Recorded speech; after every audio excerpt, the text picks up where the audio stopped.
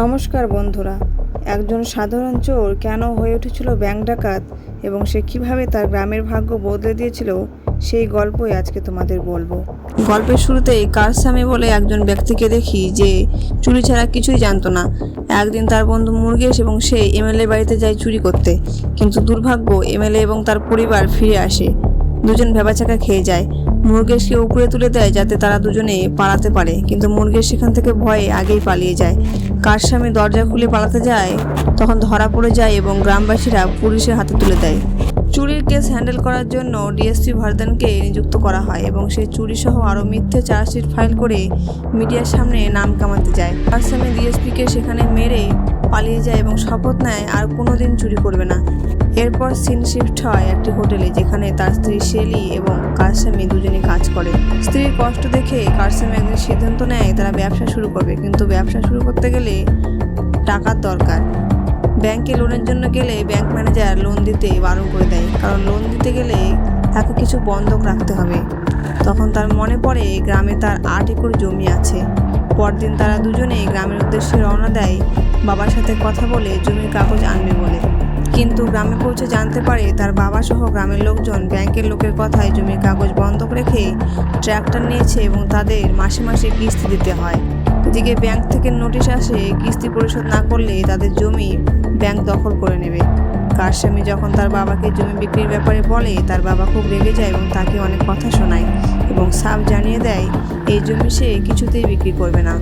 সকালে তার স্ত্রী শেলিকে নিয়ে তার বাবার সঙ্গে দেখা করতে এলে দেখে তার বাবা মারা গেছে। বাবার অন্ত্যেষ্টিক্রিয়ার জন্য যখন তাকে জমিতে নিয়ে যাওয়া হয়, তখন ব্যাংকের লোকজন এসে বাধা দেয়। অসহায় কারসামির পাগল হওয়ার জোগাড়। সে তার মামাকে নিয়ে ব্যাংকে যায় জমির ব্যাপারে কথা বলতে, কিন্তু ব্যাংক ম্যানেজার তাদের অপমান করে তাড়িয়ে দেয়। এরপর সে ঠিক করে ব্যাংকে চুরি করবে এবং সে টাকা দিয়ে তার লোন শোধ করবে। কারসামি বাবার মৃতদেহকে রাস্তায় ফেলে রাখে বেওয়ারিশ বলে কিছুদিন সময় পায় টাকা জোগাড় করার জন্য।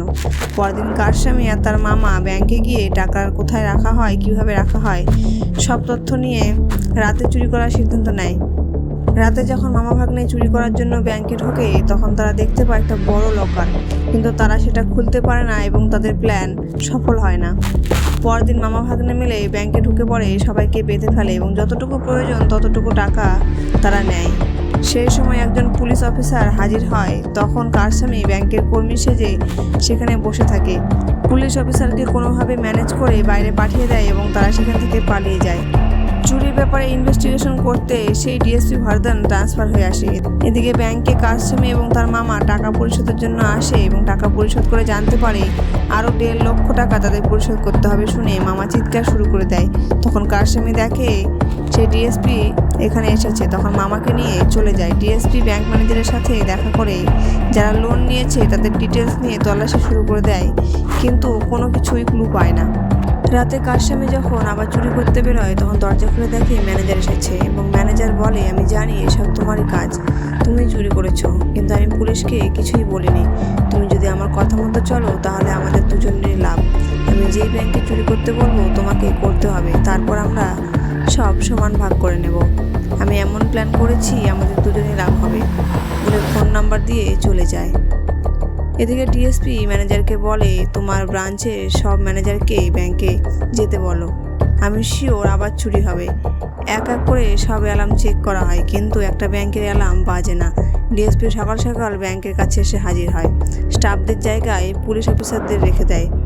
কারসামি গাড়ি নিয়ে হাজির হয় চুরি করার জন্য। প্রথমে মুরগেশকে পাঠায় কতজন আছে চেক করার জন্য।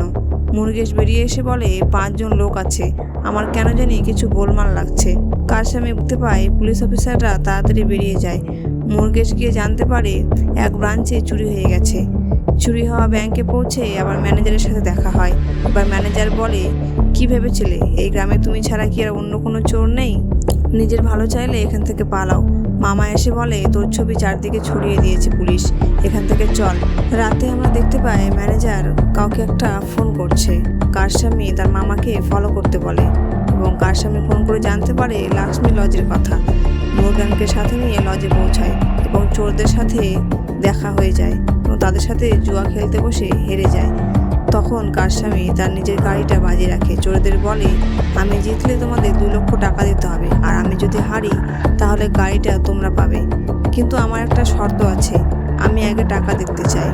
দুজনে তাকে টাকা দেখাতে ঘরে নিয়ে যায় এবং সেখানে তাদের হাতাহাতি শুরু হয়। কারস্বামীকে যখন তারা মেরে ফেলতে যাচ্ছিল সেই সময় মুরগান এসে হাজির হয় এবং সে ছুরির আঘাতে ঘায়েল হয়ে যায়।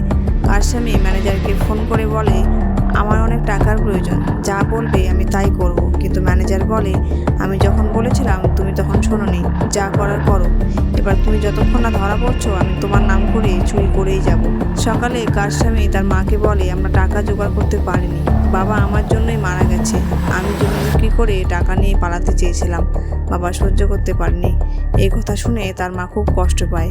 এরপর সিন শিফট হয়, তারা একটা সিনেমা সিটে পৌঁছায়। সেখানে জানতে পারে ব্যাংক থেকে 5 লক্ষ টাকা গাড়ি করে আসবে, তারা সেই গাড়ি চুরি করবে ঠিক করে এবং চুরি করে ফেলে। ডিএসপি চুরির খবর পেয়ে চুরি স্থানে যাওয়ার জন্য বেরিয়ে যায়, আর ম্যানেজার মধুপুর উত্তর ব্রাঞ্চে চুরি করার জন্য চোরদের ইনফর্ম করে। দুর্ভাগ্য, ডিএসপি ম্যানেজারকেও সাথে নেয়। কারস্বামী একের পর এক ব্যাংকে চুরি করতে থাকে। ডিএসপি ম্যানেজারকে নিয়ে সেই ব্যাংকে পৌঁছায় যেখানে চুরি হওয়ার কথা।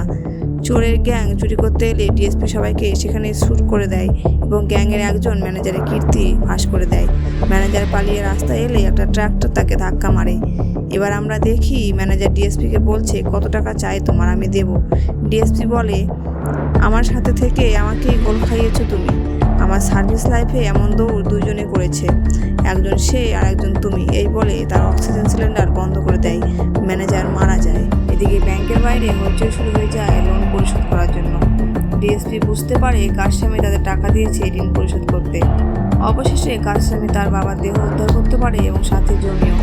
এরপর ডিএসপি কারস্বামীর কাছে আসে মারার জন্য, কিন্তু তাকে মারতে এলে ডিএসপির বন্দুক ছিনিয়ে তার কপালে ধরে বলে, আপনি কোনোদিন লোন নিয়েছেন? ডিএসপি বলে, হ্যাঁ নিয়েছি, নিজের গাড়ি কেনার জন্য, মাসে মাসে কিস্তি দিই। তখন কারস্বামী বলে, আপনি লোন নিয়েছেন আপনার খুশির জন্য, আর আমাদের লোভ দেখিয়ে লোন দেওয়া হয়েছে। নেওয়ার সময় সুদ কীভাবে কাজ করে, সুদ না করলে কি হতে পারে তা যদি আমরা জানতাম তাহলে কোনোদিন লোন নিতাম না। আমি আইনের চোখে অপরাধ করেছি, আমার জায়গায় আমি যা করেছি একদম ঠিক করেছি। তখন ডিএসপি আর কিছু বলতে পারে না।